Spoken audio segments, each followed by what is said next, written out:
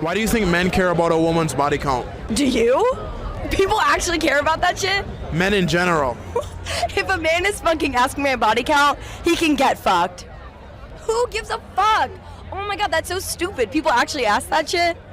Yes. Okay, well then you're talking to the wrong man. If a man is ever asking you about your body count, you're talking to the wrong man, and he can get fucked. Like, that's so fucking stupid. Get fucked. So, can I ask you this then? Hello, everybody, and welcome to Honey Badger Radio. My name is Brian. I'm here with Allison. This is Maintaining Frame number 75. We're going to be talking about women. I don't know if you guys are new to this channel, but we talk about women, and sometimes we also talk about men. I regret to inform you, gentlemen. Yeah. Women.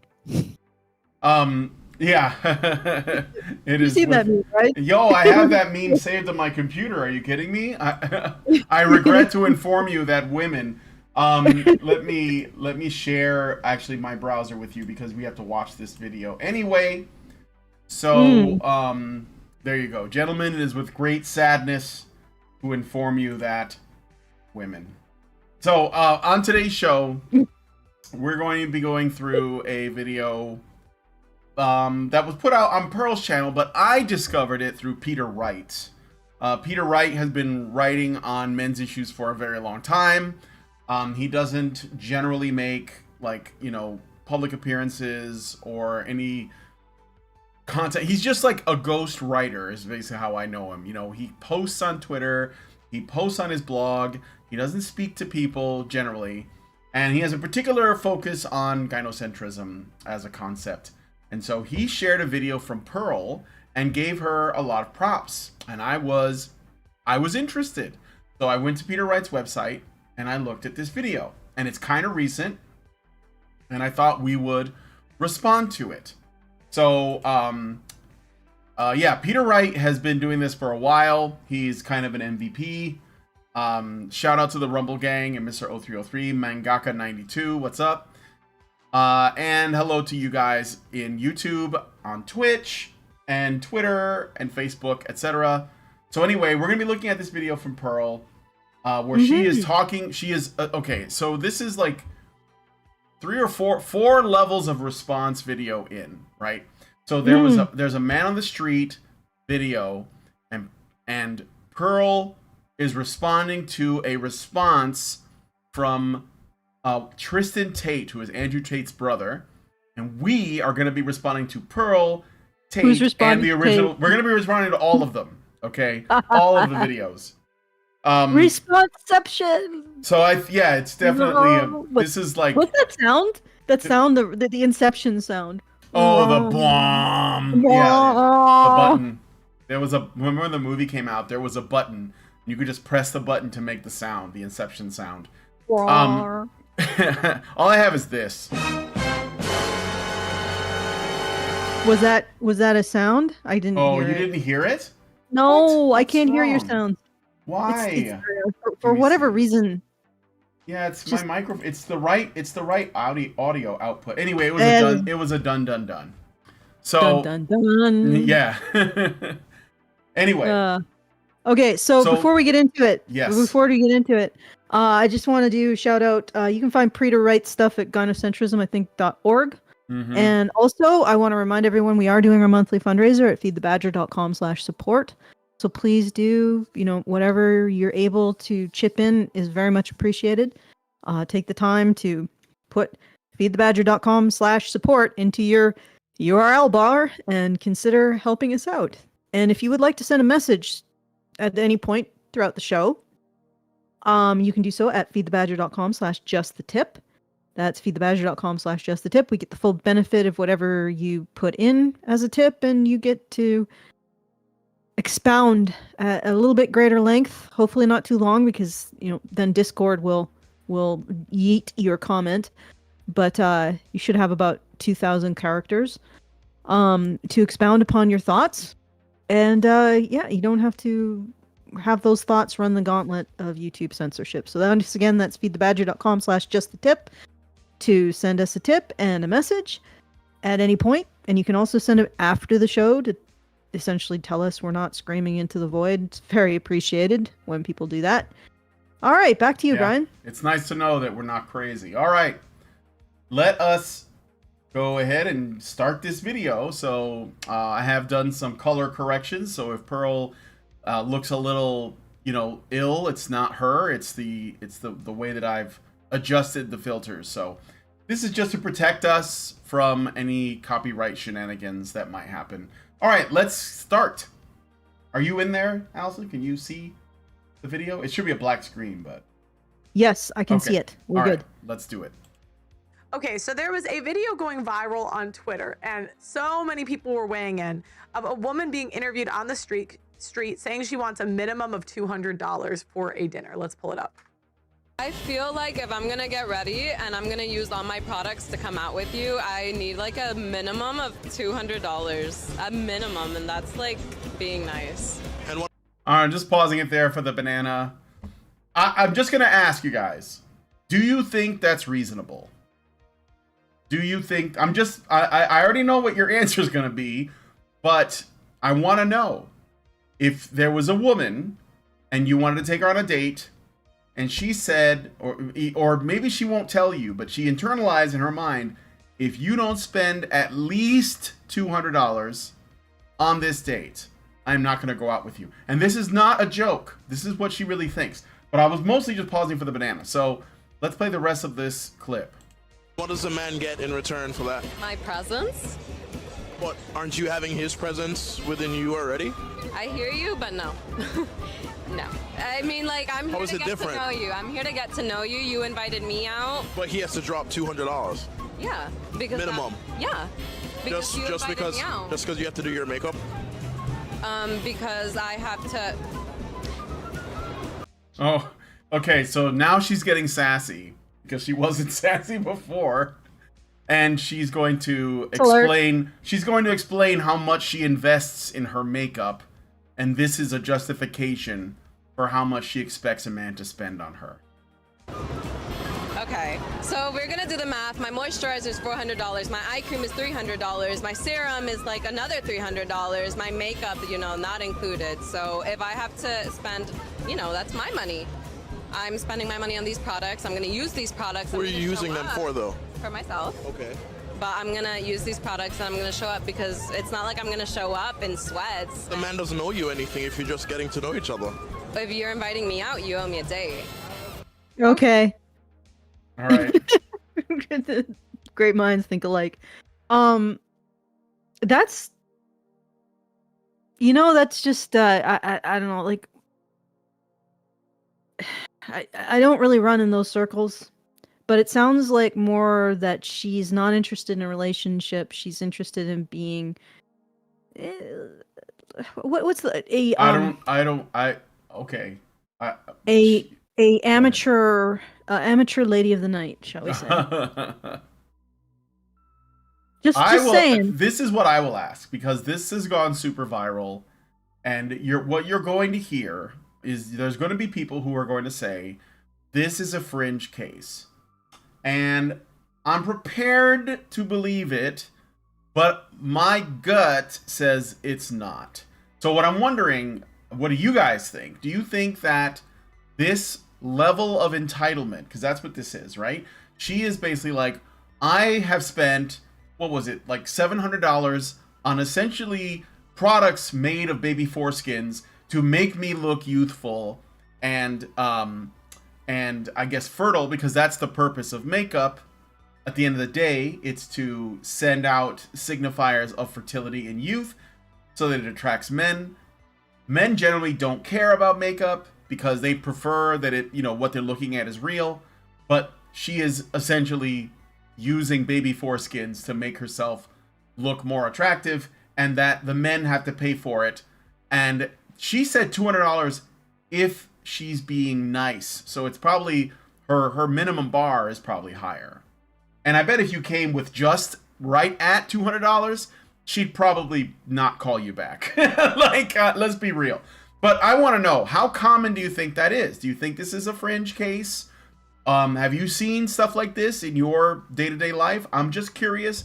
I'm not going to be making generalizations, this woman speaks for herself, but I'm curious, how common do you think this is? So, Allison, did you want to say something to that? I think it's very common. I think so too. I think it's extremely common for a woman to believe that a man should pay for her time, and she should not have to pay for his. That his presence doesn't actually value. Isn't equivalent to hers, and incidentally, it's extremely difficult to have a long-term relationship with someone with that attitude. Oh yeah. Like, it's how at some point all you're bringing to the table is the willingness to build a life together. Like, you know, once the finances are merged, but it and the attitude is. But I think actually Perl does a good job of covering that part. She does. We're gonna play that part, but I just wanted to get your impressions and our viewers' impression before I play Perl's response. So, yeah. So anyway, let's play some more of the video. Okay, so I have a couple questions when I hear this. One, why is her presence more valuable than his presence? Yes, women put money and time and effort into their looks. Men put time and effort into building a career, getting into good shape. They put in hundreds of hours to become the person that women want to go on dates with. So my question to her is, why is your time more valuable than his? And I actually agree with the interviewer. I think in the beginning, money doesn't matter. I know we're in 2023. A lot of women expect that. Most men aren't even too fussy about it. But to me, her attitude is the problem. It is entitlement. And if she feels entitled to your money now, what is going to change in 10 years when she takes you to family court? And Bazing. Yeah. Is that the right word? Zing. Bazinga? Something. No. I'm just trying to think of a good sound for yes. This is correct. Oh, ding, ding, ding. I don't know. Yeah, Ding, ding, ding, ding, ding, yeah. ding, ding, ding. I don't have that handy. I do have some yeses, I guess, so. Nice. Yeah, I agree. Alex, I'll take, she's got a really good point for 200. No, she's absolutely right. And honestly, like, I don't, just pay the $200. You know what? Don't even pay the $200. Go get yourself a pro. What I mean by that is you can probably get a pro for half that. Yeah, well, maybe not. You know, maybe if she's less attractive, but you can at least get a woman who's going to not be dishonest about the fact it's a business transaction, and explain what you have to pay upfront and what you get for it, as opposed to whatever the hell this is, which is, I guess, more like akin to playing the slots. Playing the suits. I see what you did there. Playing the slots. Yeah, but it's like, okay, so for whatever reason, in this circumstance, it's illegal if the transaction has the amounts per service up front, as opposed to it just being a Russian roulette, like just gambling. You know, it's interesting how this particular type of transactional service is illegal if it's gambling. Legal if it's gambling, not legal if it isn't. I'm just saying, like, because that's what she is. That's her mentality. Yeah. She's not thinking of her sex in terms of building a relationship, sharing something with another human being. She's using it in terms of acquiring resources. That's it. Like the woman, like I say that she's like she's an amateur lady of the night. And I actually honestly think that sort of insults Lady of the Nights, because they at least are honest about it. Honest about it, and clear and upfront and practical. She wants to be utterly dishonest about her nature and pretend. And then the funny thing is that, you know, fine, be that way. But I can guarantee what you won't end up with at the end of the day. Mm-hmm. You won't end up with a companion. Yeah, or you won't end up. Yeah. Yeah, or you're gonna end up with, like, I don't know, someone that will probably be sort of psychopathic and dominant. I mean, like, I don't know. I don't think it'll be a person of quality, but maybe it's because you're not a person of quality. You need to work on yourself. You know, maybe it's not enough that you've spent $500 on makeup products. Maybe you should be looking at what you're spending your money on and why. Eventually, you're gonna stop wearing it. I mean, at some point, you gotta be yourself. You gotta be real. And if she said to me, like, I'm not gonna show up in sweats, I would have been like, well, why not? Why don't we just go for a jog or something? Why don't we go? Why don't we see the goods gym? when they're not? Yeah, I mean, I want to know what I'm gonna wake up next to. I don't want like this curated, you know, ambassador of who you are. You know, curated experience. Yeah, the ambassador, the representative of who you are. I want who, you know, I want to know who you are. You want to tour the downstairs, as it were. I want to take a look at your furnace, see how that's running, before I buy, or not buy, but just waste time on it. And I don't know. But this is a different kind of. This is a different world, I think, than the ones that I sort of traveled in. Well, I don't remember it being quite this. I don't think you had a wild. Did you have a wild period in your youth? Yeah, maybe, but not really. It's more of an awkward period, really. I mean, I did some clubbing stuff, but I'm a guy. It's not going to be the same anyway. Yeah, well, I mean, I did do clubbing stuff, but I did not attempt to look attractive, shall we say? Right. I'd gone absolutely in the opposite direction at the time. See. Yeah, it was an awkward time in my life. So right. I'll just you weren't basic. This woman is basic. I was definitely not basic. If you ask, okay, all right. So on the first time I met my husband, and we actually went Dutch, right? We just went to a bar. How could you? Yeah, it was just to hang out and see if we could tolerate each other, right? Yeah. It wasn't really a date. It was maybe like friendship kind of thing.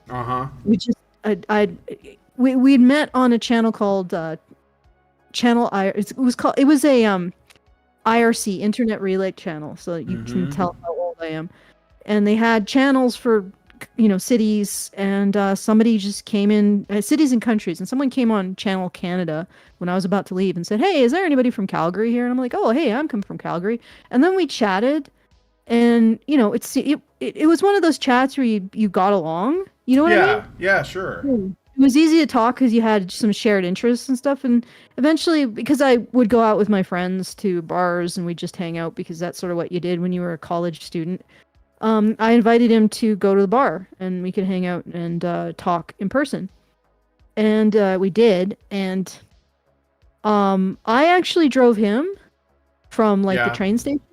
And I met him, and he remembers this distinctly. I met him in a plaid lumber jacket, army boots, and jeans. Mm-hmm. Steel-toed army boots. Mm-hmm. And he was shocked. Not shocked bad, but just surprised. And he said it was intriguing because I looked like the opposite of what he was expecting from city girls, because he'd been trying to date city girls for the past couple months. Right. And he was really intrigued by that because he said you looked country, you looked more country, and he came from the country. So then we got to know each other, and it found out that it was we liked each other. Mm-hmm. And I never expected him to pay for anything. I'm weird, though. I know I'm really weird. For a woman, yeah, a little bit. But I mean, I think that's also, if Hannah and Karen were here, they would probably say something similar. But to think of that, he's a little bit strange for men, too, because instead of being repulsed, he was intrigued by the fact I looked so different. Mm. And so it was almost like... we didn't do the whole male-female courtship thing. Mm-hmm. Sort of laid our cards on the table, and we found out that we were compatible.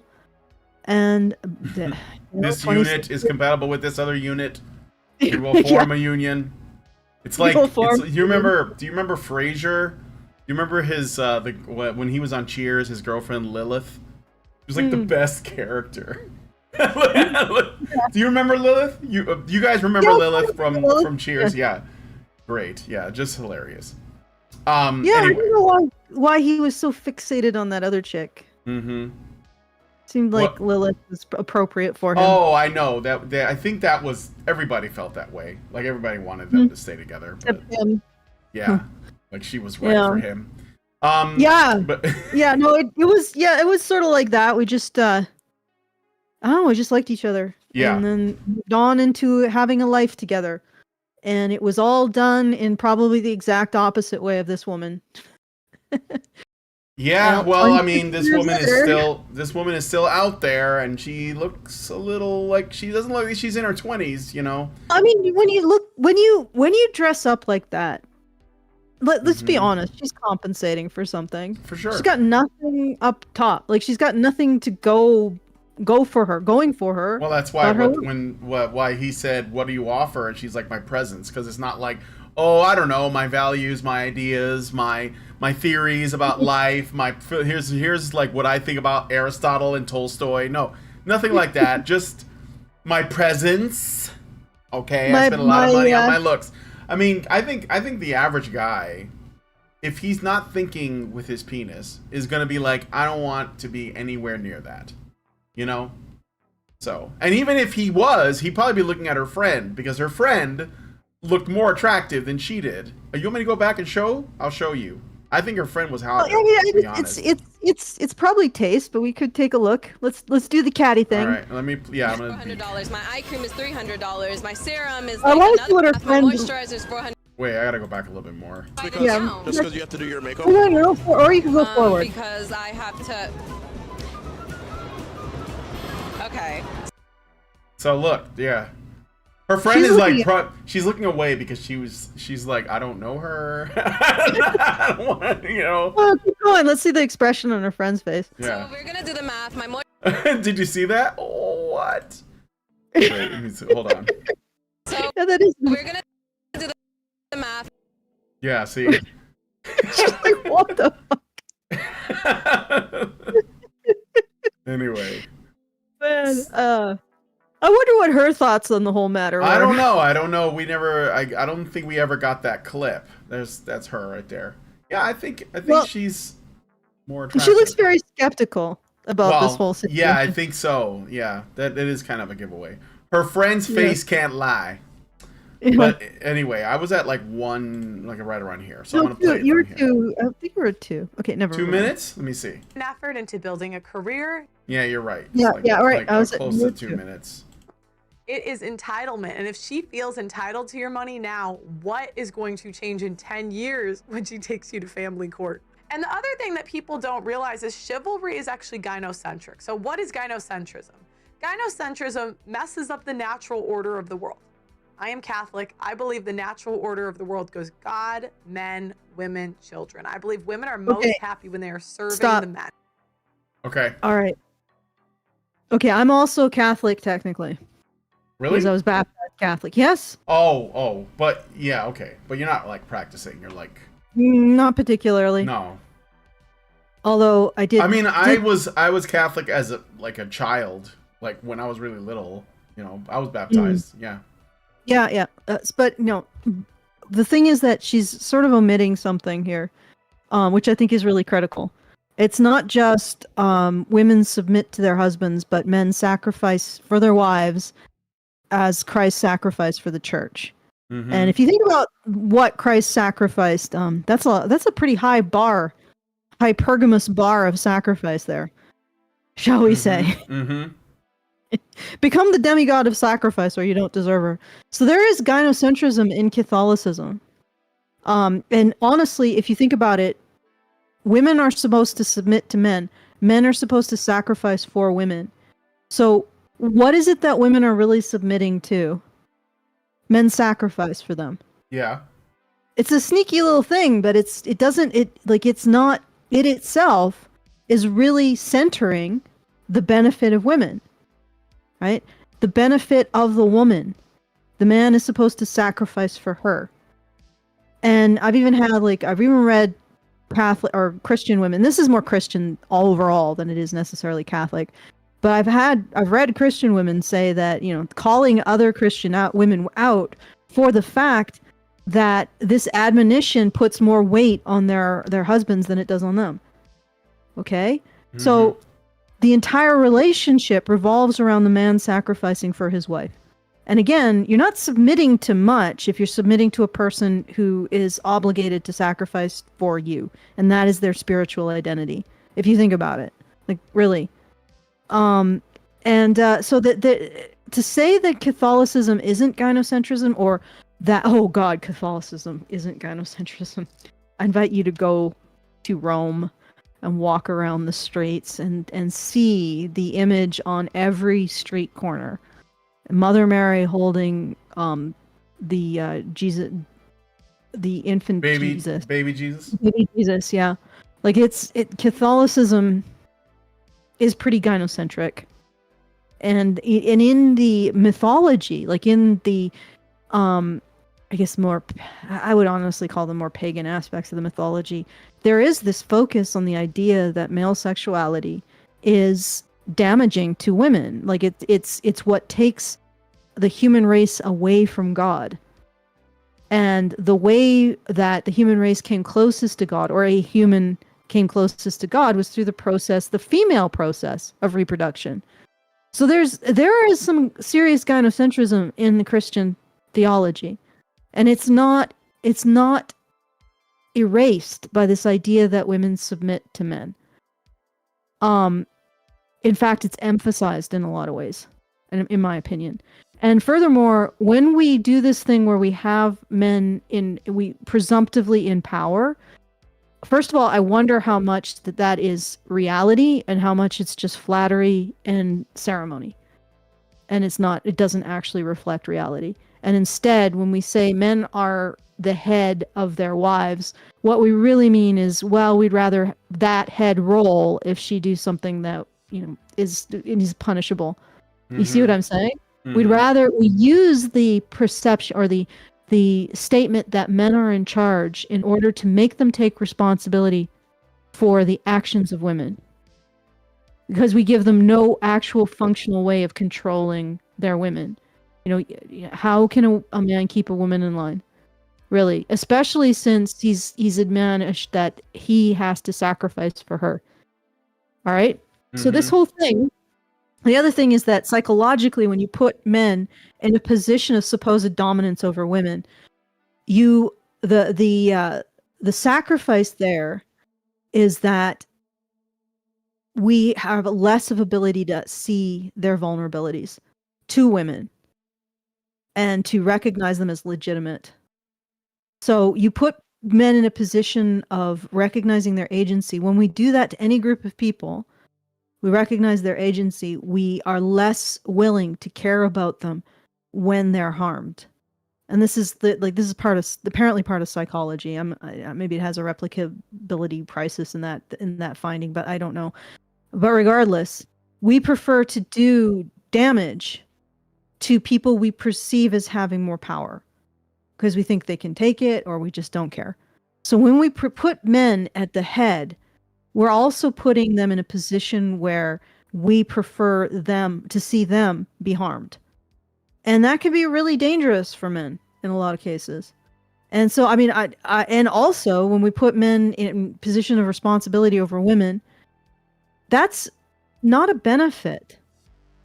Like ask parents who are going to be the guardians and responsible for children that will never grow up and be able to take care of themselves, if that is a benefit to them, or if it is actually a huge detriment and a responsibility that weighs very heavily on them.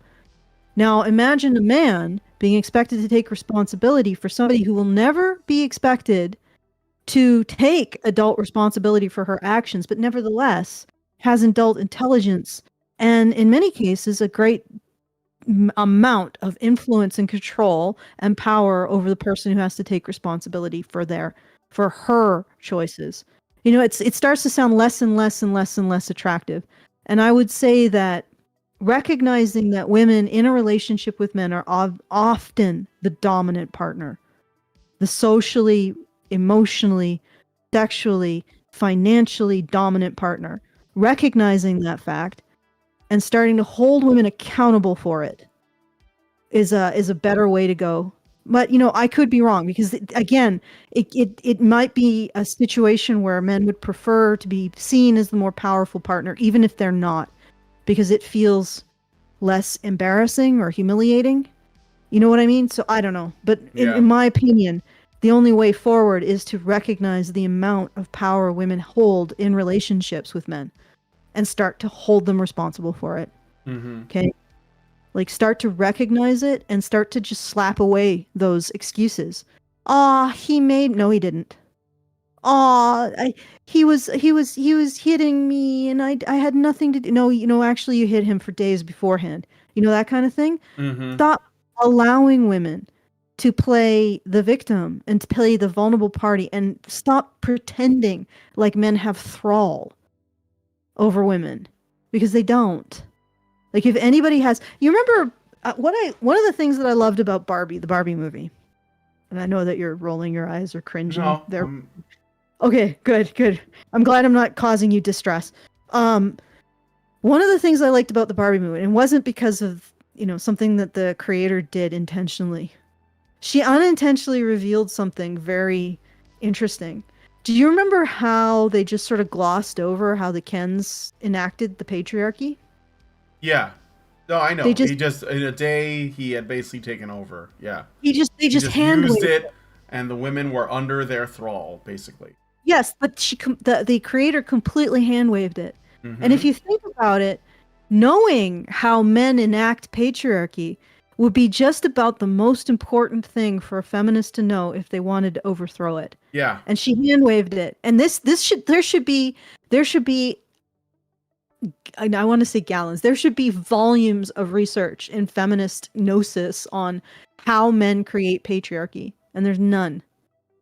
They have absolutely no explanation for how men put women in their thrall. And yet, just a few minutes later, they very clearly show the sequence in which women put men in their thrall. Influence and manipulate men. You know why? Because they know that. They understand it, and it's obvious. The truth is that men do not put women in their thrall. I actually suspect that I don't think that it's really even possible. But women do that to men all the time. They manipulate men all the time, and they can clearly illustrate how women are manipulating men. And they cannot, for the life of them, can figure out how any man, like, it's not just one particularly good one, like one particularly adroit, one particularly adept woman manipulating men. It's all women, but they can't figure out how all men, like that every single man, has the ability to manipulate women. You see what I'm getting at? Yeah. Like, you maybe say that this individual man is a master manipulator, but by what means do all men manipulate women? They couldn't show that because they don't know, because there's nothing there to show. But they could show you how the average woman or all women manipulate men, because it's obvious, and everybody it has the ring of truth, doesn't it? Anyway, so I just wanted to point that out. That they could clearly demonstrate, they can clearly illustrate women manipulating men. They could not clearly illustrate men manipulating women, because they don't know how the hell it happened. They just don't have any clue. But they need it to be reality, yeah. Well, they literally think that men actively talk about patriarchy, right? I mean, that, like, when Ken goes to the guy in the human world, and he's like, I thought that you guys had patriarchy, and the guy's like, we still have it. We just keep it a secret, or something like that, right? And it's like, that's the conversation that's never taken place. Not seriously, anyway. No. I mean, if she, like, legit believes that, I wouldn't be surprised. I wouldn't be surprised. But okay, let's keep going.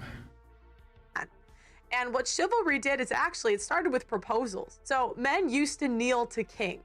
And that goes with the natural order of the world. Weaker men would submit to stronger men.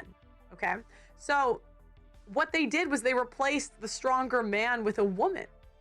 That's gynocentric. It's putting the men below the women. That is gynocentrism. And that is why we have all of the problems we have today. It's not just from 100 years ago. It's not 200 years ago. This goes back 1,000 years. No, it goes back further than that. Yeah, probably further back. Than Honestly, read Ovid.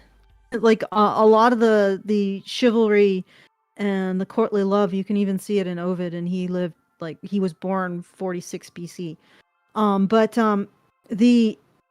What I wanted to point out is that I think that the idea that gynocentrism requires women to be on top of men is not the case. I think that gynocentrism requires men to be motivated by women. And I think that it's honestly, as far as I can tell, it's pretty universal. Men are motivated by women. And if we don't recognize it, or if we see it as women on, women leading men, it's not. It's women. It's not. Men submit to your wives. It is men sacrifice for your wives. That's where the gynocentrism comes in. Does that make sense? Yeah, but I was gonna say, I think that women motivating men is what the strength of our species is, though. Like, women have the power to motivate men to do great things, and I think that it's not the effect that women have on men alone that's bad. It's that there is women that are acting badly and men that are unable to discern it. Like, I think that men should not serve women if those women are not, like, honorable women or good women. But, like, I serve, like, Lindsay sometimes, and she serves me sometimes. So, like, I don't see a problem there because I love her, and I want to, I want to help her. I want to serve her, and she serves me. She cooked dinner today. It was delicious. So I don't think that instinct that men have to, like, serve women or help women or whatever it is, protect women, I don't think that is in and of itself a bad thing, and I don't think it's ever going to go away either. But I think that when you have women like the woman that she's responding to, they're bad actors. Like, they're exploiting men. So, there are people who would say, like, for example, I would never sacrifice for a woman. Well, you probably shouldn't for most women, but maybe if there is a woman that you feel like, that she is, like, ride or die, like, with you all the way, then yeah, you probably will. And she would probably do the same for you. So I don't think it's the act of sacrifice itself that's the problem. I think it's a good thing that it's there for people who might need it. Otherwise, everyone's just going to do whatever's in their best interest, and there might as well not be any people pairing up. But it should be for the right reasons with the right people. That woman is not the right person. Men should not do anything for her. And that's not, like, obviously feminists would say it's misogyny to do that because they're rigging, like, the whole interactions between men and women so that men can't say no to women or should not say no to women, otherwise they'll be shamed. But men should definitely say no to women. I mean, like, and that doesn't mean it doesn't make them bad people. It makes them better people because they're discerning. They have to discriminate, right? Like, if I choose Lindsay over some other woman, it's not because I hate the other woman, it's because I prefer my wife. So I'm going to discriminate in favor of her. And I think that, I don't know if I'm making any sense, but I'm saying, like, I don't have a problem with the sacrifice, and I don't think that necessarily makes it gynocentric because we make sacrifices for people that we care about, whether it's family or children or our partners, significant others. So it's not that, but it's like, what is the worth of the person you're doing this for, or you're being asked to do this for? What are they, who are they to you? And if they're just like a random woman, then no, you don't really have an obligation to do that. And chivalry, by the way, it wasn't, I mean, I know Allison knows this, but it wasn't exclusively a thing for women. It was actually like a thing amongst men. It was a code of behavior, of conduct that men like had for each other, and it just like it's been heavily distorted to be like about women, but it's not about women. It's like the rules of gentlemen, of like, of I guess you could say knighthood. I mean, that's what I think. Okay, I got a super. Oh, that's okay. Go ahead. I got a super chat. I got a super chat. Albert Nader Retro gives us $5 Canadian and says, "Hey Brian, the top secret patriarchy meeting is at 2:30 p.m. Sunday at the usual place. I'll see you there. Don't tell everyone about it." See, now we got to change the time, day, and location, and we're not going to call it patriarchy anymore. We're going to call it the Eagle's Nest. Okay, so anyway. Good Lord. I will send the cipher via carrier pigeon, and it will self-destruct in 30 seconds after you read it. All right, but anyway, thank you for the super chat. Does anyone have, do you have any thank yous or anything? You did get some last time, but we didn't go through them. Do you remember? Or do you want to do that? No, I don't have any thank yous at the moment. Okay.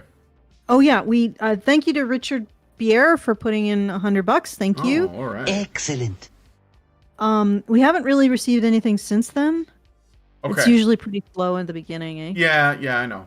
I just thought since there was a pause and I was reading a super chat, we would just check in on it. Okay. All right, well, let's play some more. What she's asking for is she's saying, do all this for me, plan the date, do all this for me, and serve me. When really, I believe relationships work when the women serve the men. That is the best strategy. So let's pull up the next clip. It's a black dude with a microphone walking around Miami, and he's saying to a girl, "Hey, girl, what's the minimum a man should spend on the first date?" I'm pausing it there for a moment. Again, this is the banana. This is Tristan Tate, not Andrew Tate, obviously. It's his brother. But from what I have seen, and I don't watch a lot of their content, they basically feel the same way about things. So we'll just remember this is Tristan Tate, not Andrew Tate. So anyway. And she's like, "Well, I used all my products, I got ready, I did my makeup, I don't know, $200. And everyone's clowning this chick, and Clown World shared it. And I agree with 99% of what Clown World say. I think that I follow them, they follow me, we share each other's stuff. But I actually don't think that woman did anything wrong. I don't think that woman said anything wrong. She's not grossly obese. She's not overtly ugly. She's not overtly unattractive. She seems like a relatively attractive woman. She doesn't seem outlandish or insane or wild in her ways. She's dressed very nicely. She's obviously put... Yeah, go ahead. My God, this guy's got minimal standards. This is really sad. As long as she's hot. I'm just saying, this is and sad. She doesn't act like a meth head. She doesn't seem crazy. Yeah, she just asked for like, the average guy to shell out $200. Of course, like these guys will scoff at that. I get it. I bow down to how incredibly alpha rich you are. But guess what? If that's the only kind of man you give a shit about, you actually don't give a shit about men. So, because the average man is dealing with this shit economy that women voted for. And now those same fucking women, well, he's too young to really know. Like, I don't think they're married. So, like, that's another thing, too, is that, they probably just want to... Look, anyway, look, I'm going to let this guy finish, but... These people strike me as really fake, and I've always believed that. And so people would tell me, "Oh, you're caping for these guys, and you're big fans of these guys." Not true. I never said that. All I ever said was that I think that they were treated unfairly by the media. The media and the feminists are the real enemy, and I think that if they're treated unfairly, we should defend them because we are just as likely to be treated the same way. That all being said, these guys are phonies. I mean, that's what I think. That you can just see. But let's play more of the video and you'll see what I mean. So, a lot of time into her preparation. It's not so much about $200 being a set figure, but let me tell you something. Women deserve effort when you take them on dates. And when you take women places, they do deserve effort. Because as much as I look amazing tonight in my Savile Row tailored suit with my Rolex watch on, my alligator shoes, my thinning hair, but still average hair. Give myself average for hair. As good as I look, it took me about 4 minutes from getting out of the shower to get ready. I'm pausing it there for the banana. This is cringe. Any man who says I look great, that's a cartoon character. That's like guys that are confident in their whoever they are, they don't have to say this.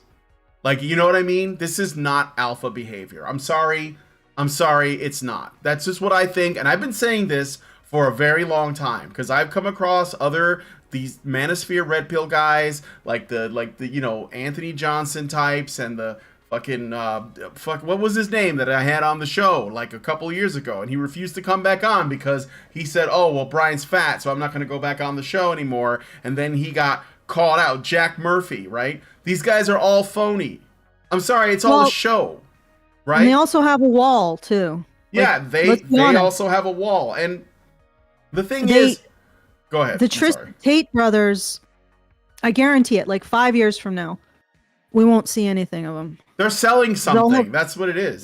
This is what happens. Each of these guys, they get into their 40s, they hit a wall.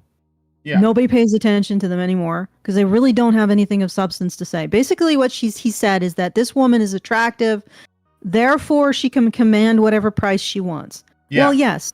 Yeah, she's welcome to price herself however she likes. She's not even like, I don't even want to say she is a hoe. I'm like, not a hoe.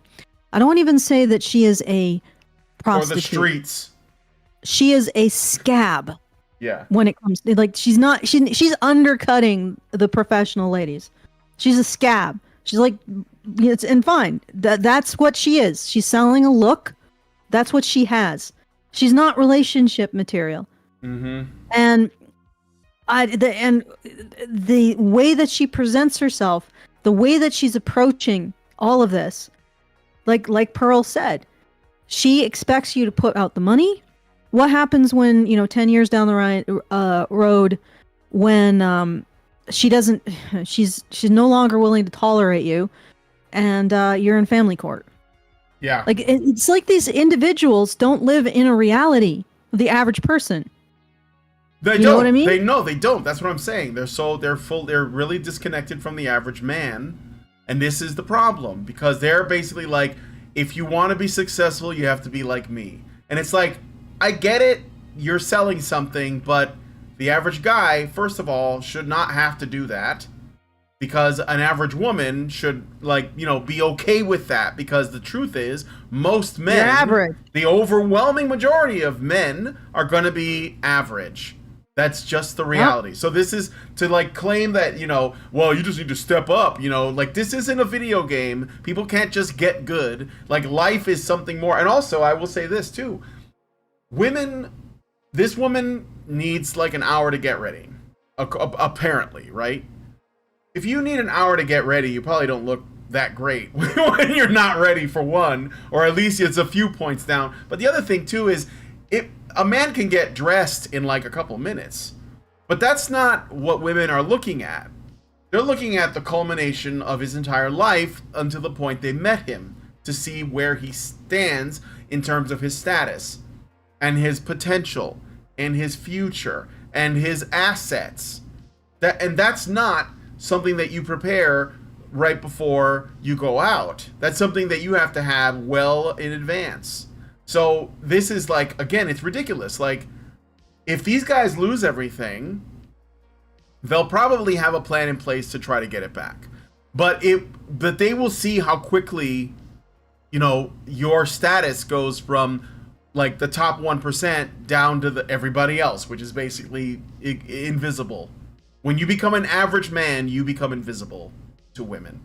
You don't even have to be below average. If you're homeless, they're more likely to notice you, at least to avoid you on the street, But if you're an average guy that has 50 grand a year or something, you're going to be ignored by the average woman, the modern women. So it's kind of a stupid thing to say. I'm almost thinking, did you just say that so that you can sound cool?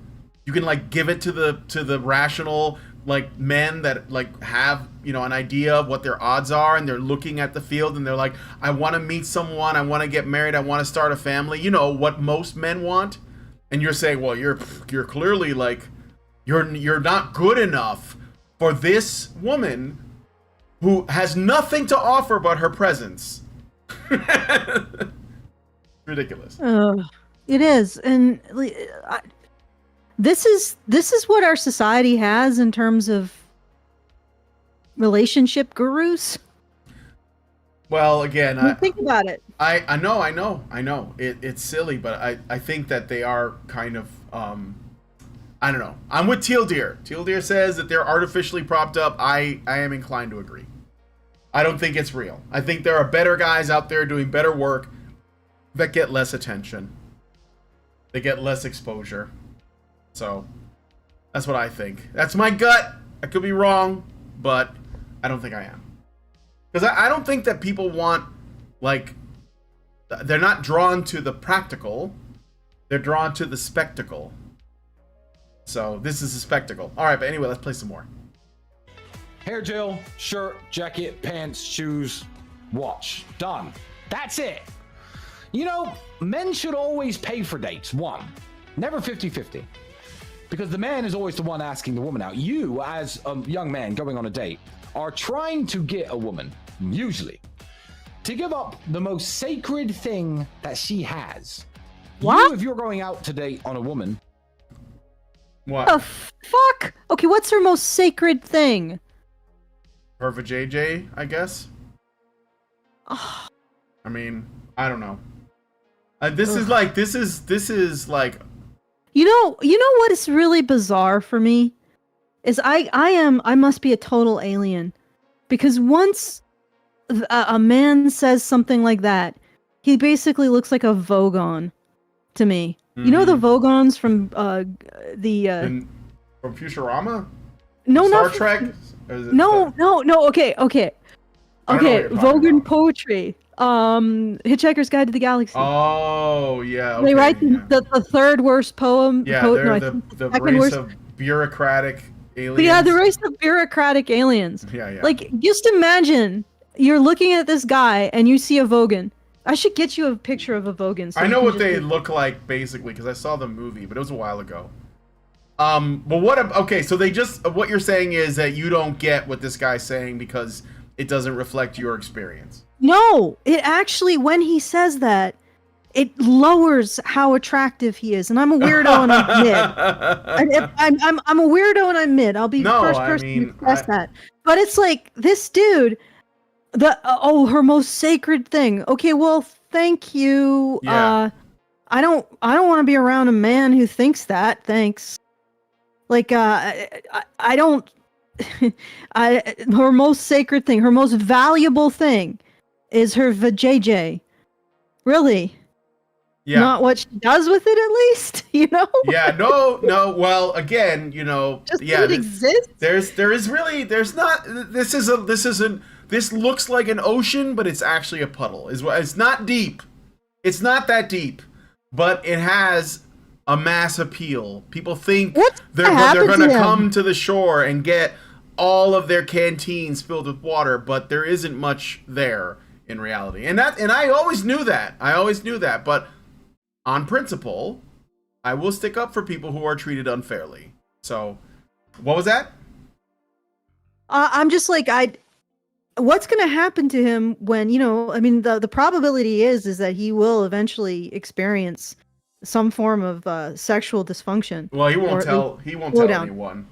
No, he won't. He probably already does. He doesn't tell anyone. Yeah, we don't. What is the most sacred thing? What is the most sacred thing about women now? You know, at that point in time. What I'm saying, that's another thing too, is that he's acting like women are the way they were, I don't know, like hundreds of years ago, like in fucking Victorian England. Like they're like it's a different landscape, man. It's like modern women are the woman in that video, not whatever you have in your mind about what women are like. Like, It's not very sacred if it's worth $200, friend. Yes. Really? Well, she probably doesn't even put out for 200. That's probably 500. I mean, I don't know. But even still, let's like, put do it this you way. want? It's not is that- very sacred if No. it has a price tag. Yes. If it's not, okay, I am a person who gives it up for another person who I feel a connection to, who I like, and I feel like we can have a future together and we can Yeah. build a life together. Yeah. That's what makes it sacred. Mhm. Not $200 for the first date, and you're not gonna get anything yet. I might be the second date if you put another $500 down. Maybe the third date if I'm really feeling it. You know, that kind Yeah. of shit. Can I That put isn't that sacred. Can I put that pussy on layaway? Yeah.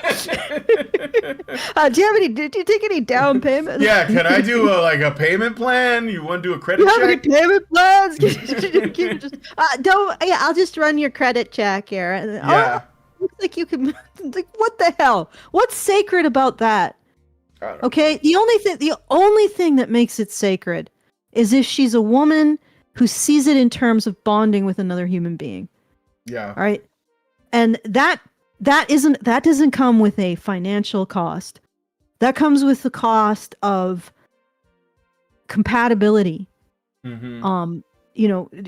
Wanting to have that within a relationship. I'm not describing this well, but it doesn't have a price tag. It can't have a price tag. It's something that you give someone that you care about and that you feel like you can resonate with. Right? That's Yeah. what makes it sacred. I don't know what the hell he's on, but the instant she starts talking about $200, that's bullshit. She doesn't think it's sacred. Yeah. She considers it to be a commodity. Well, yeah, that she considers her presence a commodity that men have to shell out for, and she already knows what her price tag is, and it's only if she's feeling nice at the time. I can't stand it when guys do this. When it's like they don't know how to just be humble and like understand that there are, I don't know, like that their situation could be gone tomorrow. And that other men like are just, they're either too busy or they're too abused or broken or whatever to like just, I mean, I hate saying the bootstraps thing, but like, that's, I don't like it when guys do that because it's like it's like virtue signaling. That's what it is. Mm-hmm. It's virtue signaling to men. Do this for women. I do it. Look at my Rolex. It's so it's so shallow. It's just so shallow. Anyway, I've always felt this way about a lot of the guys in the manosphere, but again, I'm just putting it out there. Well, Anyway, yeah, at some point you gotta wonder. Okay, you realize that life really likes to fuck with you, right? What happens when one of you gets cancer? What happens when one of you has to deal with a long-term chronic illness? What happens when one of you, loses a job? What happens then? Yeah, I don't. Life is tough enough, and you're right. It's like this, and you know what it is? It's self-delusion. Yeah, well, it's He's a lack of convinced himself. it's a lack of authenticity. I like authenticity in people. It's the same self-delusion you see with women who are in their late 20s. Mm-hmm. Oh, this will never change. My situation will never change. I'm never going to be facing anything like having to make a decision because I'm rapidly dwindling in the meat market value. This guy is the same. He's deluded about himself. Yeah. And he's deluded about how long he's going to last in this position. Even after all of the crap with the Romanian mob.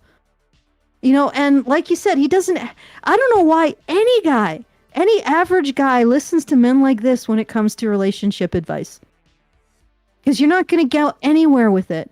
Basically, the only thing he can advise you to be is to be good looking, tall. I assume he's tall. Have a really expensive car, like a couple $1 million car, and lots of money. Yeah. There you go. I don't know. Then you'll be a success. Like, how is the average guy? How does that benefit the average guy?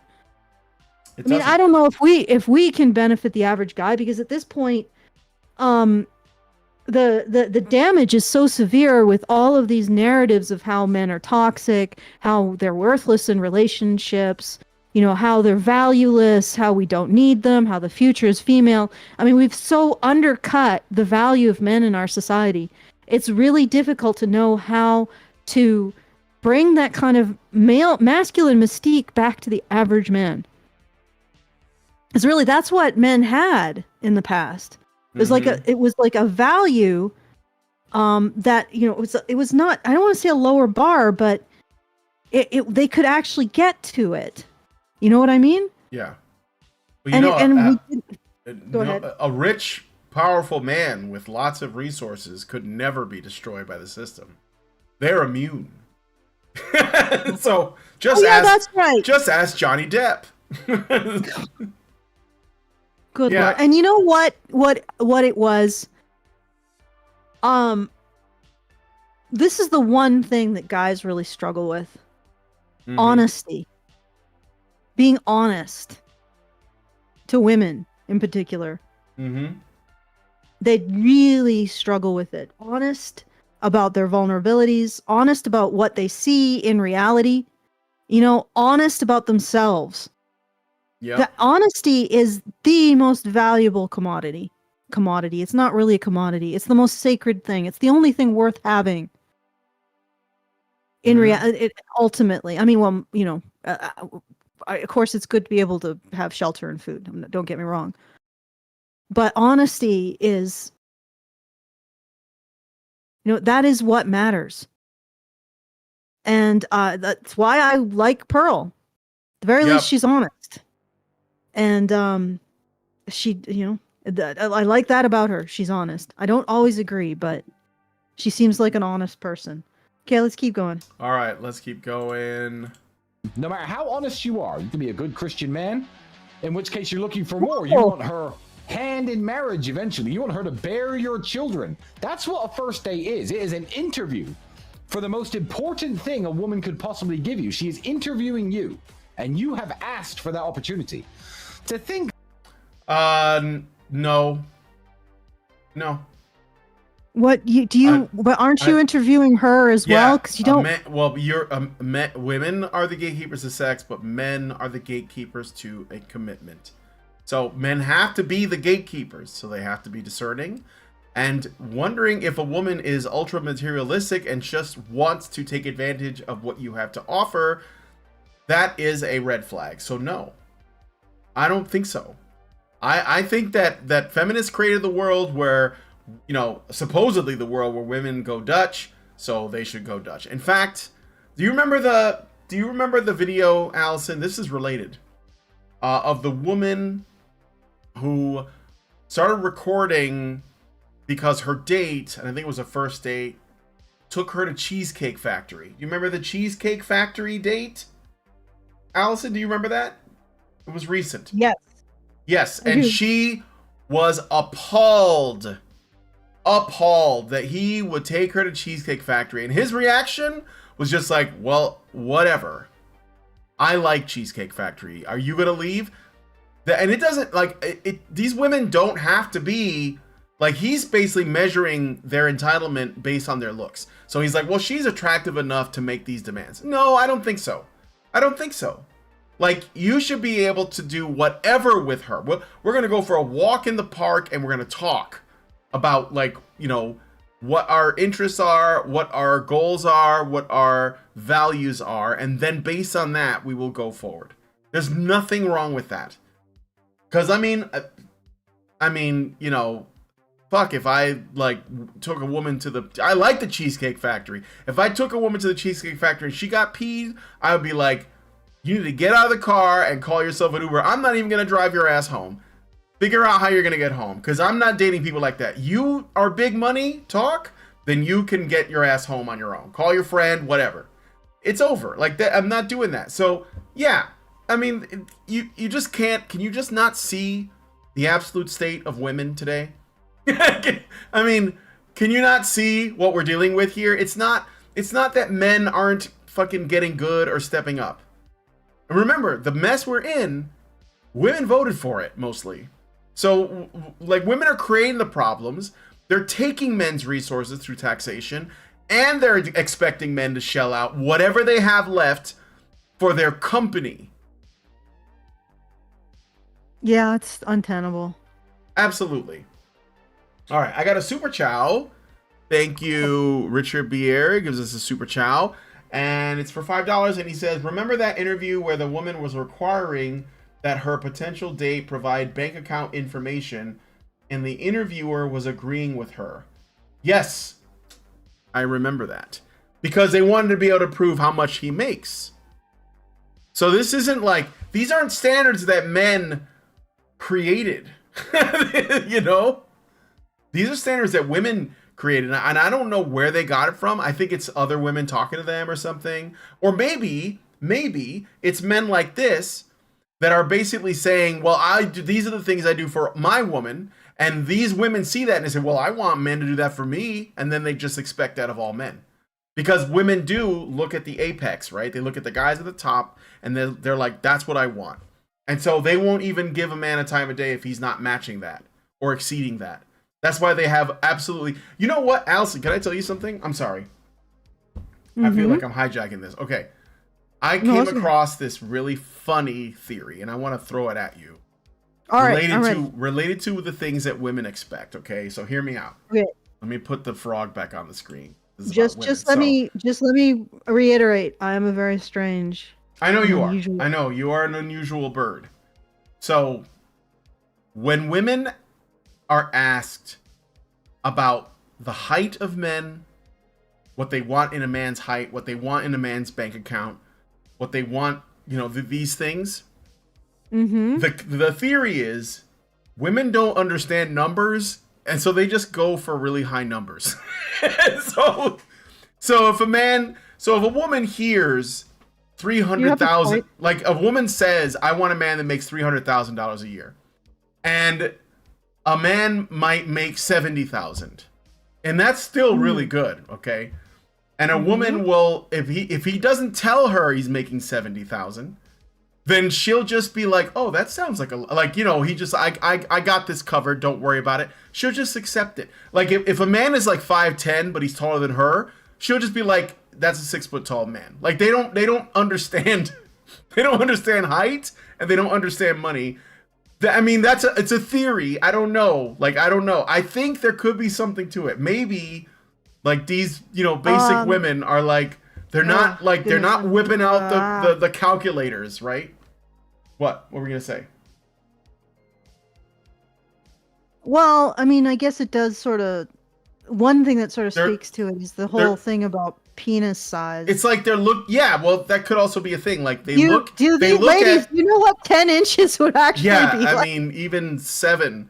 But like a woman looks at her girlfriend's man, and let's say she doesn't have a man, and her girlfriend has a man, and her girlfriend's man's taller than her and makes some money. He has like a nice car or whatever, but he's not like crazy millionaire or anything like that. She will basically, what women do is they just want to match or exceed what their girlfriends have, and that's why they go for these big numbers. But it's not because they're actually paying attention. Like guys, like men, we're kind of literal, and maybe you're more like that than the average woman. So when we hear 6 feet, we're like standing next to the ruler to look at what our height is. But the truth is, as long as you're taller than her, it doesn't matter, right? And I think that it's because when women are talking about the kind of men they want, they're not really looking at the men, they're looking at their girlfriend's men, and they're kind of competing with her. That's kind of a theory that I've been bouncing around in my head a little bit, because I wonder, like, do women actually walk around with a tape measure to see how tall a man is or how big his dick is? I don't think so. I think they're like, honestly, I think you might be right. And I think there's a lot of this kind of competition, and they may not really know what the hell they're asking for. And it's just really about competing with other women. I think that it's underrated how much this is really about competing with other women, which means that there is absolutely no way for men to change anything or affect anything if it's almost exclusively about women's competition with each other. Like you can't. I think so. Here's the thing: if women are in a situation, this is something I mentioned on one of the podcast that Pearl's putting out in one of her wasn't with Perl, but was with her producer. I mentioned like this idea that women would reject an offer in which they get $100, but let's say another woman gets 200, in favor of an offer in which they get $50, but the other woman gets 0.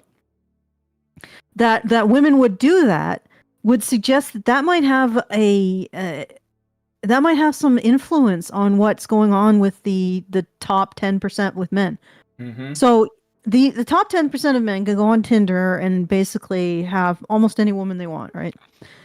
And those women may rather share this man. Well, if they're mid, they would rather share this man with a bunch of other mid women or upper women than allow him to settle down with a more attractive woman. Mm-hmm. Just out of spite. And I think it was the one who talked about reclaiming your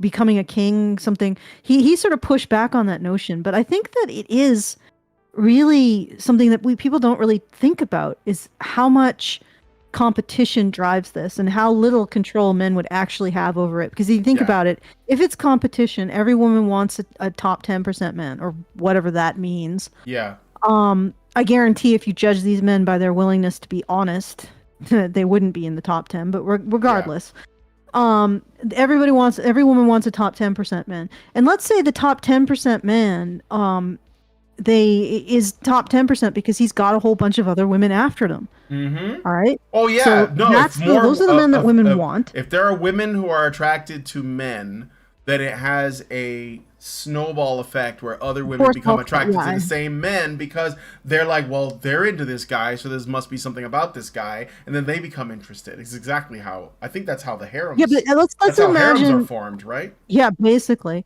And also this idea, I think that these women don't want to share this man with like a high status woman. They'd rather split him and prevent that high status woman from getting her $200. So they'd rather all have $50 in order to get that that high status woman get 0, is what I'm getting at. Yeah. But if they all want the top 10%, and let's say there's a genie, and all the collective men say, genie, make us all in the top, equal to the men who are currently in the top 10%.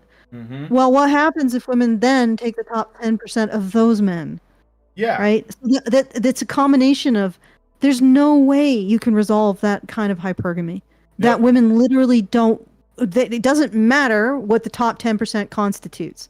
Yep. They just want men in the top 10%, period. Yep.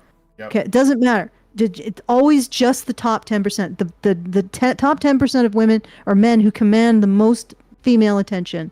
All right? If that's what it is, there's nothing men can do to change that. It's only something that can be changed by holding women accountable for their jealousy, for their competition with each other, for their intersectional sabotage. Okay?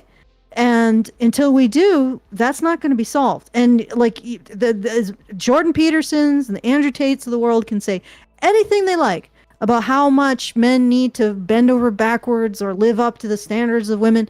You can't. Like you're asking men to do something impossible.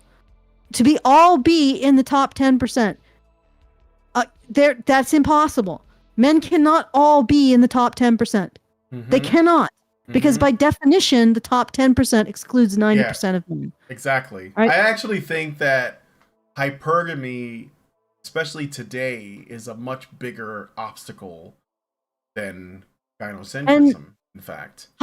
Hypergamy as a concept they really emphasize this idea that women want the top whatever amount of men, or that women's standards should be this high and that's okay.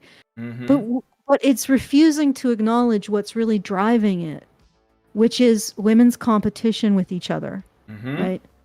Like women don't want to feel like they're losing out relative to and even more, like if you're a mid woman who manages to have sex with like a top tier man, you're not going to want to feel like you lose out to a top tier woman. You're going to do everything you can to sabotage that. If you are in a situation where your vanity and your jealousy and your envy are out of control, where Yeah. you're not holding yourself to any kind of moral or ethical standard, right? Yeah.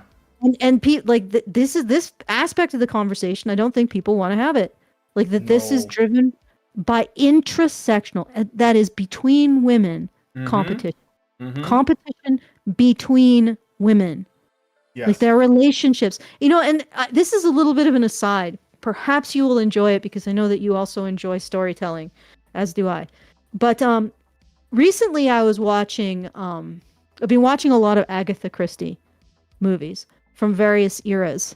And recently I watched a movie called Evil Under the Sun. Right? And I won't give any spoilers, but I will say this. The women in that movie, and I think it came out maybe in the early 80s, but it had sort of they deliberately gave it, I think, an older feel. And the women in that movie could command a room. And you watch that movie, and they were the most interesting characters in it because you were just waiting to see what came out of their mouths, right? It wasn't necessarily that they were throwing punches and throwing laser beams from their eyes or any shit like that. You were just fascinated by the next witty, cutting, cunty thing they were going to say. Yeah. It was like, I mean, It was like the old lady from Downton Abbey. You were always waiting Yeah. to see what she was gonna say. Yeah. or what scheme. But you can use a more heroic example, which would be the woman in His Girl Friday. And she was just really clever, really clever, on the ball, like quips. And it was, these actresses really just, they commanded a room. And they did not look like victims at all. They didn't present as victims. And they were really fascinating characters. That's older film. And then we watched, what was it called? Ordeal by Innocence, which was made in the 2018. Every woman in it, except for one, was interchangeable mess of victimhood. Mm-hmm. Like they were boring. And it's because in Hollywood now, they cannot, they like, remember the Snow White thing? They got rid of the jealousy, like the competition between the two female characters. Yeah. Well, you can't depict that. The only way that you can create tension is through women's victimization by men. Yep. So you get rid of all of these commanding, like socially present, like these women. You come into a room and you're like on pins and needles. What's she gonna say next? What catty thing is she gonna? And what catty, and I know that's a little bit like drama, but it's still like they had really strong, forceful personalities, and it was also a depiction of the negatives of jealousy and competition between women. Yeah. Yeah. It was something that was kind of normal. We used to do that all the time. It was like Yeah. a cautionary thing, right? It was a cautionary because it was cautionary. Yes. And because there was negatives to what they were doing, it was interesting. You know what I mean? Mhm. Like what they said mattered. That's why you wanted to hear it. That's why you were excited by the coming on. All stories revolve around their stakes, right? And when a woman is on scene and you know that there's going to be no stakes, like none of her actions are going to matter because she's a victim, you're not interested, and she's not a commanding presence. But so, the upshot of all of this is, we don't look at women's jealousies, women's intersectional competition, how women stab each other in the back, how women compete. We don't look at that anymore. We don't examine it. We don't present it in our media to the same degree as we did. And we're really honest about it in the past. It just has disappeared. And it's not even part of this discussion of what's going wrong in the dating sphere. And I think there's two reasons. One, because as a society, we've decided that, we can see women's tits, but we cannot see their agency. We cannot see that their actions have consequences. And that's what it means. Agency doesn't mean, oh, you can do anything. It means that when you do something, it matters, right? We can't look at that.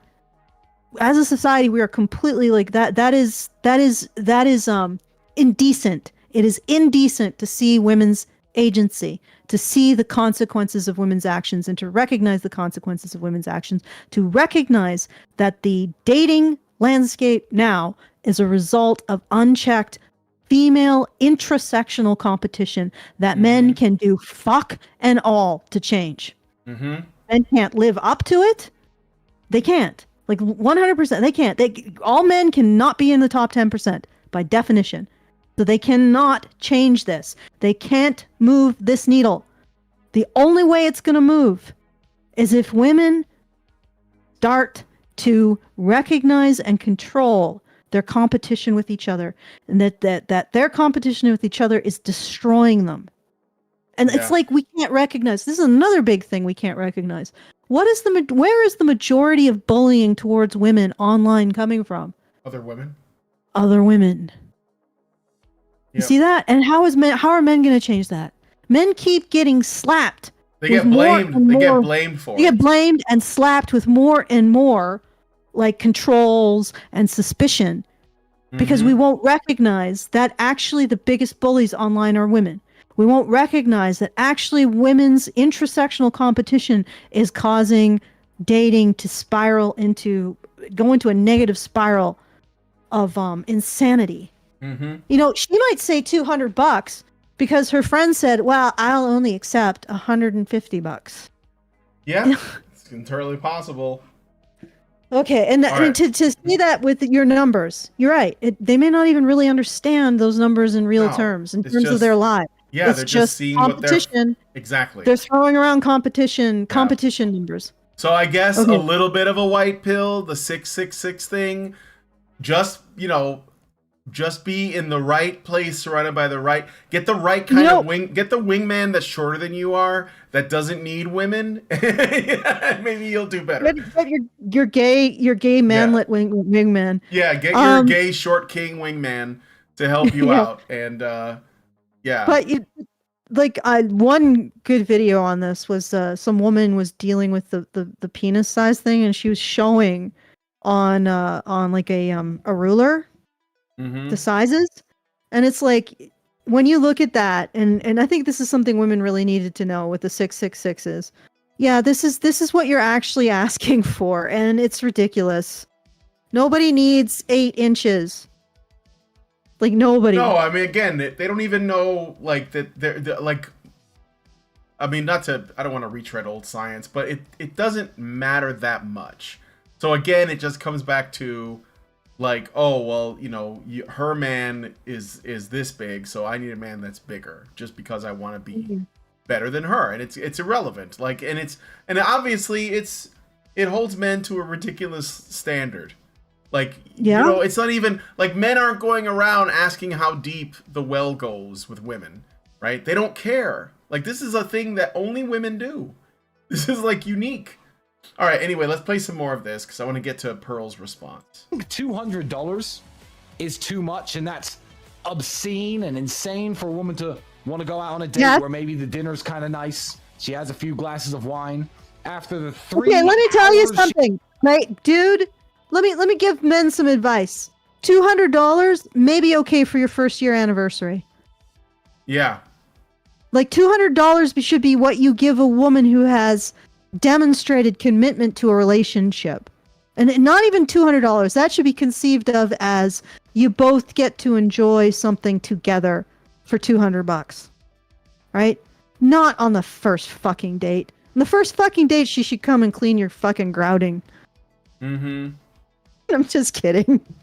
She should go home. She should be cleaning the grouting in your like front foyer. All right, let's keep going. I think it would be nice. Yeah, it'd be nice. She's put in, getting ready, shaving her legs, all the shit that women do. I wanted to point out a couple. But they do it anyways, though. Like, women do this anyway.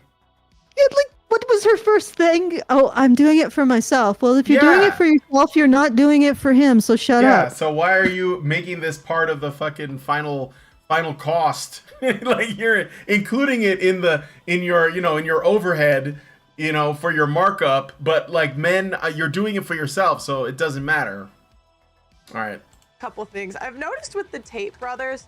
a lot of times they'll give speeches and they're still a bit gynocentric. So what is gynocentric? No, they're very gynocentric. Like, very gynocentric. Because they're measuring a man's worth by how much he does to attract a woman.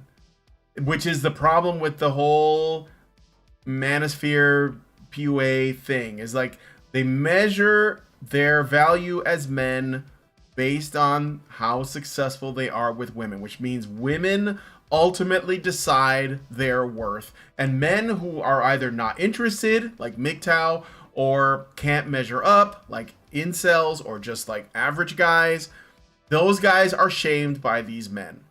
And this is not something that is helpful for anyone. So they're very gynocentric. I've been saying this about the PUAs and the manosphere guys for a while, because and you know what too, Allison, I don't know if you noticed this, but these guys, they always end up fighting with each other. Always. They always have falling outs, and then they talk shit behind each other's back. They turn into teenage girls. And I know that it sounds like I'm talking big from over here, but I just don't engage in that. It's childish. And I see it all the time. It's like, you know, so-and-so is flexing on me because he's got gym pictures with his girl, and I'm going to show him gym pictures. It's pathetic. It's pathetic. It's like, if you're doing well, I don't want to know. I don't know you. I don't care about your future. I don't care. But, you know, like, don't engage in this really feminine behavior. That's what it is. It's feminine. Any man that has to tell you he's alpha is not. And I've been saying this forever. You either act how you're going to act, or you don't. Don't give me the news, because I don't care. The fact that you have to give me the news says everything I need to know anyway. And I just see it all the time. Like, they're constantly infighting. Constantly. So, yeah. You know, be glad that Anthony Johnson said that, you know, there shouldn't be any women at their men's conference, like the 21 Studios Red Man Group or whatever it is. Oh, is that still around? No. Well, I think it is. I don't know. I don't follow it. But I do know that, like, they said, I think they were talking about you. They had Janice on, though. They were like, well, we're going to have Janice on. I was like, oh, but Janice is a woman, though. Why would you want a woman? Oh, because she knows what she's talking about. Because she's qualified. Because she knows more about the history of feminism than you guys all combined. And it's an important discussion to have. That's why you had Janice on. And you knew that. What?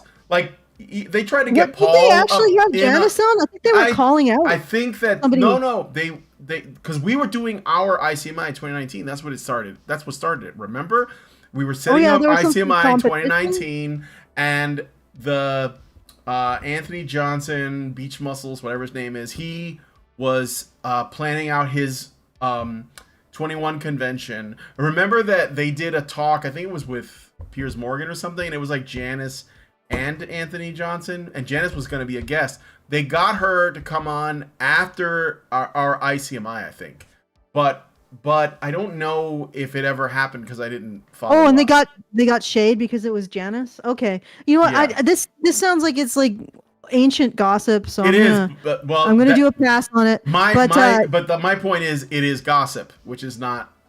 That's not what men do. So stop pretending to be a man if you're engaging in gossip. But go ahead, Allison. Well, I mean, but gossip is fun, you know.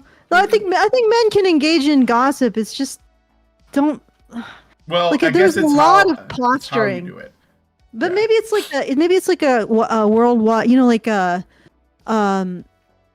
you know, professional wrestling. You know, you got to talk smack and stuff. But I don't know. 2019. I just wish I'd been able to attend the actual conference instead of being banned from the U.S. for 5 years. Oh God. Okay. All right. Let's finish this. Okay. Let's play some of this. Here we go.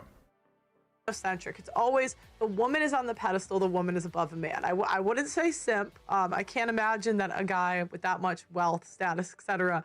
simps. But I will say that his. I mean, maybe.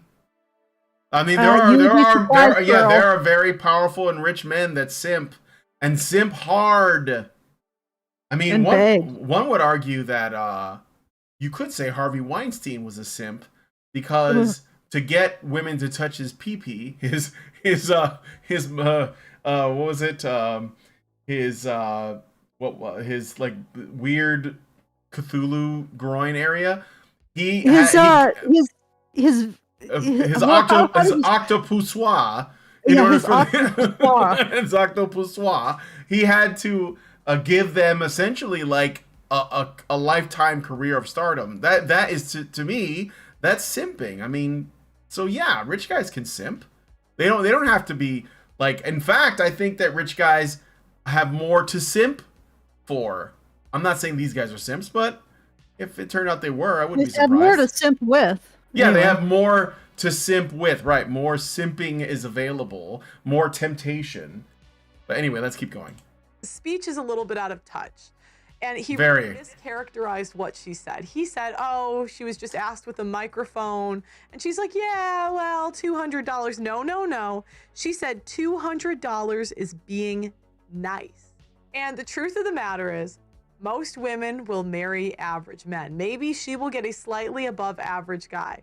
But it puts Tristan in a good situation because he can say, hey, $200, that's nothing. Just pay for dinner. Well, that's easy to say when you're a multi-billionaire. And the truth of the matter is inflation is through the roof. What?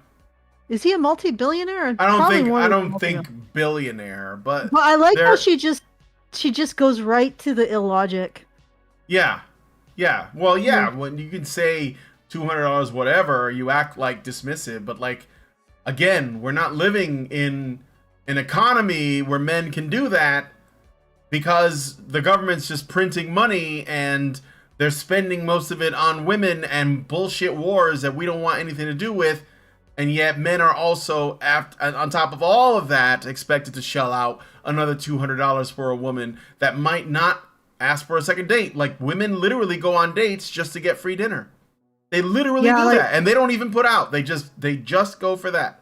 So what do you want? It's ridiculous. Like I said, $200 is like, you've been together 5 years and you're celebrating your anniversary. Yeah, I mean, I'd rather save up for like a video card or something. Like I get, you know what I mean? Like, I'm gonna get another monitor. Why? On dinner? You know how fast that's gone? Anyway. Yeah. I mean, I remember going on a date with Lindsay. Well, we were together and we went to a steak place and I wanted to get a steak dinner. And the bill was like $150 after everything was over with. And the food wasn't even that good. And we both were upset about it. We were like, that was a waste. We could have just cooked it at home. That's the kind of woman you want to keep.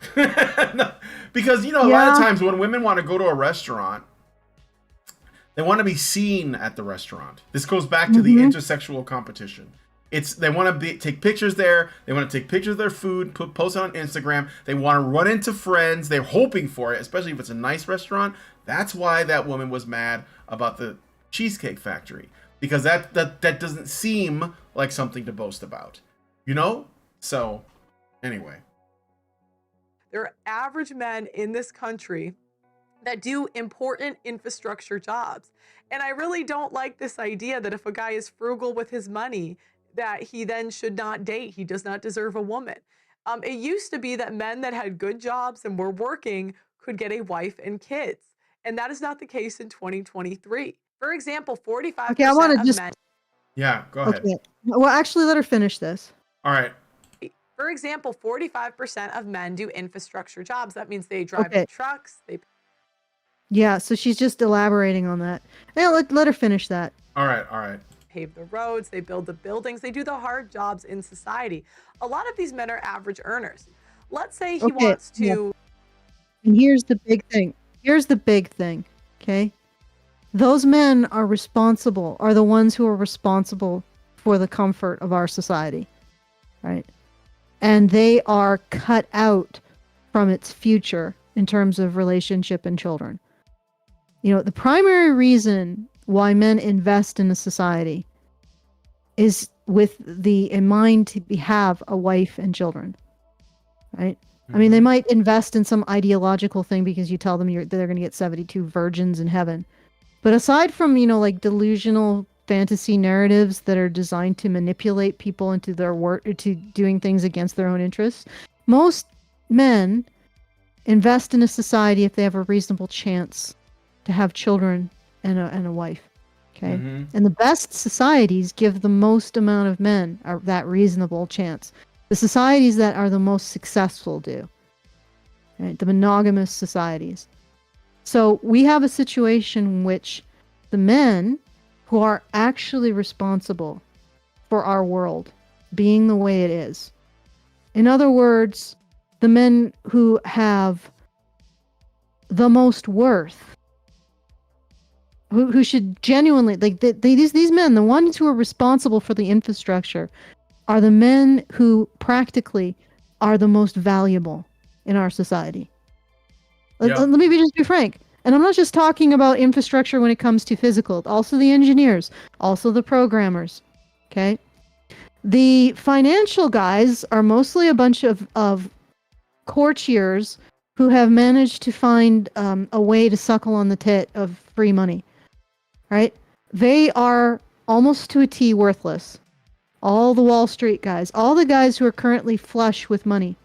Now, when we have a situation in a civilization where the guys who are actually responsible for the continuance of that civilization are losing out to the guys who reap all the benefits but don't take any of the risks and don't make any of the effort to make it work, you're not looking at a civilization with a future lifespan that can be measured in centuries. Yep, lucky if it's decades. You can't have that kind of, what is the word for it? That kind of mismatch between the men who are creating, maintaining, producing society, and the rewards for having done so. You see what I'm saying? Yeah. Right. So this is a big problem. And honestly, and maybe it's just because I'm weird. You know, when I was dating, I was wearing a lumberjack and jacket and like steel-toed boots. For me, the men who are most interesting and most admirable are the ones who are doing the work that makes the system run. That fascinates me. Not the lawyers, not the Wall Street brokers, but the guys who are able to understand what needs to get done and do it. Right? They take the risks, they endure the discomfort, and they're the unsung heroes. Yep. And like I said, if society is continuing on the backs of men who get nothing from it, that's not a long-term strategy for success. And I just wanted to point that out. Okay, so I got a super chat a while back from Albernator Retro for $2 Canadian, and he says, it's a Tate where you were expecting standards. Well, I was, but they're the wrong standards that he has. Well, I'm saying he has standards on attractiveness, but that's you know, Honestly, not to be really cliche. valuable? No, not really. No, I mean it's it means that she's taking care of herself and stuff. But like there's got to be more. There, I don't know. Well, like for the average guy, like Tate can afford, an attractive-looking, psychotic creature. Yeah.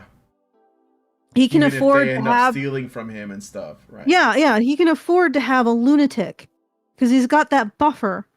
With an average man, the quality, the ethical quality of the woman is even more important. Because you have more to lose if you're average than Tate does. Well, just like he can be like, pshaw, $200, who cares, right?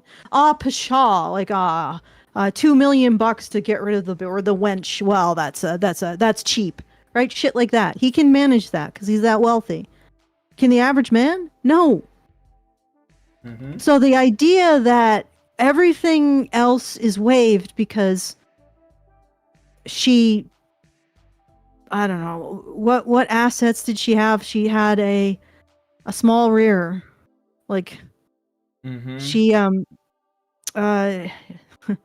She was thin. She was petite. I couldn't get a really good close look at her face, so I don't know how attractive she was, but we can waive all of these other considerations. Well, the average man can't. He's not in a position to do so. Right? So, yeah. If she expects $200, just walk on. I mean, it may end up that you are going to be alone, but you honestly, if that's how she rolls, you're probably not going to end up with her anyway. Yep. Like that guy who walked away from the woman who was like, "Oh, Cheesecake Cafe." No, that's okay. We're done. Like, do you really think that if he had said, I'm sorry, I'll take you to the most expensive steakhouse in the city. Do you think that they're going to be together in 3 months? She's gonna get her meal, her photos for her social media. She gets to throw it in the face of her friends, and she'll never see him again. And that's it. I mean, that's just what I think normally happens. Yep. All right. Let's play. There's only a little left, so it's like 1 more minute. Get a girlfriend, right? Let's say he goes on a date with 4 women in a month trying to find a girlfriend, or takes her on 4 dates. That's $1,000 a month. That is not feasible for the average man. And a lot of times what I see with these influencers is they just get overwhelmingly out of touch. And I don't know why he's mischaracterizing what she says. The next thing is he talks about she takes 4 minutes to get ready. Well, Tristan, it takes the guy 10 years to get ready to be at a point where women want to go on dates with him. And that. True that. That's true as fuck. And yeah, I mean, it's not that he's out of touch. It's virtue signaling. Like, oh, here's an opportunity for me to tell people how good of a man I am. This is like, it's almost the same as when you look at a Jubilee panel with male feminists, right? And the male feminists, you know what I'm talking about? I've collected all of these female Pokemon. Yeah, exactly. It's like that. It's not useful. Yeah, you sound different. Are you going on? Am I good? Am I good? Oh no, it's good now. Yeah. Yeah. I don't know. My computer does something weird where it likes to just, or maybe it's Discord just randomly dropping me. But yeah, it's like, yeah, the people, the men on the Jubilee panel. I don't know if you mentioned this while I was dropped, but you know, one's like, yeah, I have all of these Pokemon. I've got a gender fluid Pokemon. I got a black woman Pokemon. I got a lesbian Pokemon. I'm like, all right. And then he the other wants to dude, be the very best. Okay. I am the big dog. I'm the big pit dog for my family. I protect all the little women's in my family. You don't have $1,000 a month to just throw at women that may or may not ever call you again, and you call yourself a man. Like he's encouraging this attitude with. I don't recall that woman being that special. Right? No. Yes, she was petite and thin. Okay, great. She manages to close her mouth occasionally instead of eating everything in sight. Yeah. Congratulations. She didn't look like she was anything that special. No. And it doesn't even matter. You know what? It doesn't like. It doesn't matter. No, it's not even about that. It doesn't matter physically. It's about the content of her character comes out in her statements. Yes. That's the thing that is important, not what she looks like. She could have been a ham beast. She could have been Gorlock the Destroyer. Say the same shit. It doesn't matter. It doesn't matter. Like, there's no, like, basically what Tristan is saying is if a woman is attractive enough, then she has a right or she is entitled to this opinion, right? And it's like, no, that's the least relevant part of the statement. The problem is the statement itself. Yes, and it doesn't matter if it comes out of an attractive woman. Yeah. Like, it's still dumb. And the fact that you're encouraging it, what I wanted to get to is the fact that he's encouraging it is increasing this problem. Mm-hmm. Like, he's not doing anything to help or ameliorate this problem with the average man. Like, and it's almost like it is itself intersectional competition that he's engaging in as a man. Yes. And that's the virtue signaling. Yeah. Yeah. I think that's the conclusion. Yeah. It's virtue signaling. That's the conclusion. Okay, let's play the rest of it. There might not be anything here. But... That's why I argue that chivalry is putting a woman on a pedestal, because it's saying the man should still do for the woman, when really the natural order of the world is the woman submitting to the man and doing for the man. Again, the natural order of the world is God, men, women, children. Women only truly love when they are doing the most for a guy, when they are serving a man. I'm curious what she means by serving. Like, and not like a mutual serving, but just because I don't think that this is really that consistent with like the Christian women submit to men, sacrifice for the woman like Christ sacrificed for the church. Yeah, I mean, I've been reading Rachel Wilson's book Occult Feminism, and something that I learned about Christianity, specifically Protestant and Catholic Christianity, is that it was infiltrated by, well, basically feminism like a long time ago, and it slowly like changed, you know, like the texts. But I don't know, like this is her reading of it, but there is another guy. I had him on the show once. His name is Michael Noland, and he was a teacher in the UK, and I had him on as a guest, and he did a podcast recently where he said something about how Christianity is a masculine religion, and I want to watch it to see what his perspective is.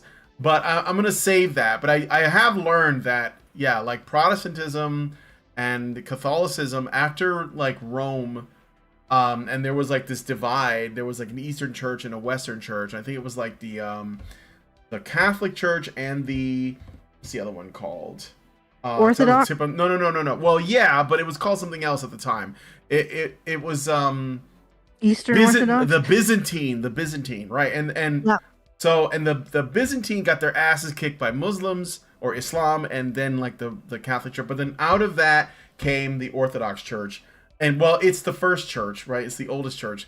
But it didn't see a resurgence until the Soviet Union. And then because there were people that were suffering, and they went to Orthodoxy. But anyway, I'm getting in the weeds. My point is that according to Rachel Wilson, and I'd have to like do some more digging, and also hopefully I'll get her on the show and we can talk about it a little bit if the audience is interested, because I think, you know, talking about religion that doesn't rub people the right way in this chat. But I'm interested because she is claiming that it has been basically has been corrupted like a very long time ago, because she does all of this historical work. I mean, you talked to Rachel Wilson on that show, and she seems to know her history. So I would be interested, because I think like it's like chivalry. Like Perl's bringing up chivalry, and this has been brought up many times. And when most people think about chivalry, they think about it in terms of how men are supposed to treat women. But it's not that, right? It was something more than that, but it's been reduced to that. And I don't know, like, how did we change people's perspective on this so much in, you know, in such a short amount of time? And I think that there is something up to this notion that these ideals, whether they are the religious ideals or are sort of like, you know, ideals of chivalry, have been distorted to become a thing where men have to serve women. And this is, when I say to serve, I mean without discernment, right? Like whereas before, I think a woman was like a man was expected to be a gentleman, but a woman was expected to be a lady, and a woman who was a lady got that treatment. You know, you could watch, I don't know, like, what was it, the Bostonians? It was a book, and then it was made into a film, and we talked about it with Janice Fiamengo. Do you remember that we watched that? And there was that doctor woman in there, and it was about this woman that was like trying to convert this girl to the feminist movement, although they didn't really call it that. And there was this Southern man played by Christopher Reeve. Do you remember that movie? We watched it and talked about it on the show. It was a while ago. Anyway, my point is, I think that like what these things meant has changed a lot. And I'm gonna like explore this more. The Bostonians, right? Yes, the Bostonians. The Bostonians. Right. Yeah. Yes, yeah. With Christopher Reeve. Yeah, no, Superman. where I honestly, I actually think that the corruption is both a lot more universal. Like our tendency towards it is more universal, and I think it's more specific to post-industrial. Yeah. I mean, Yeah. I think that makes a lot of sense. I think that there's a lot of stuff that's been going on since way before we were born. So we're kind of untangling this mess. And I mean, it starts when learning the truth about, you know, our reality, like that about feminism, right? But there's so many layers to it. And I don't know, I'm going down this rabbit hole, and there is some stuff I'm not prepared to talk about now, but there are some things that I'm discovering that is just kind of mind-blowing. Anyway, I'm going to watch Michael Nolan's video on masculinity and Christianity because I'm curious about what he's going to say.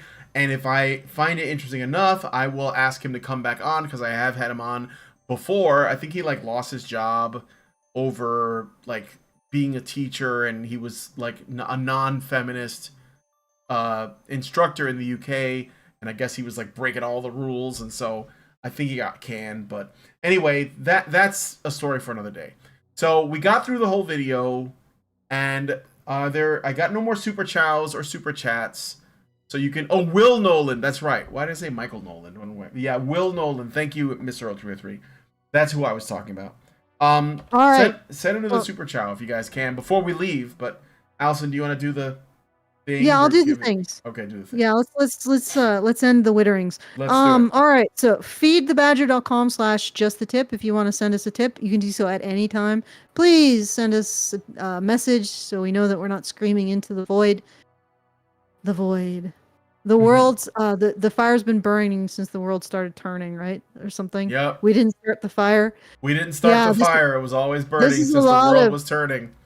Well, this is a lot of stuff to excavate, a lot of things to think Yes. about and ponder.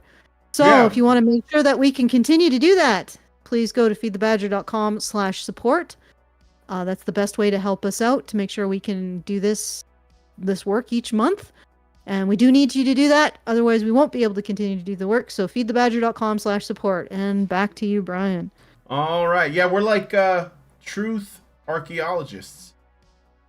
I mean, I don't know, whatever. Good way to put it. Truth paleontologists? Yeah, maybe if we go back far enough. Digging up Considering the skeletons in feminist closet. Yeah, or even beyond that. The fossils. Digging up Yeah. the skeletons of past civilizations who screwed the pooch, possibly even worse than we did. So there you go. This belongs in a museum. All right, but anyway, all right. So we're gonna wrap it up there. Yeah, feel free to send us a super chow, and I will endeavor to read it on the very next show. If you guys like this video, please smash like, subscribe if you're not already subscribed. Hit the bell for the notifications. Leave us a comment. Let us know what you guys think about what we responded to. Check out the video in the link if you want to watch it yourself, and maybe leave Perl a comment. Give us your thoughts. Remember, it was Peter Wright that brought this to us, so check out Peter Wright's website, gynocentrism.org, right? Yeah, I think so. And please, please, please share this video because sharing is caring. Thank you guys so much for coming on today's episode of Maintaining Frame, and we'll talk to you all in the next video. By the way, call-in show tomorrow, guys. Call-in show because Hannah's not doing an HPR talk, so if you want to fight me, call in tomorrow, and you will see. Just be on the lookout for the stream. All right.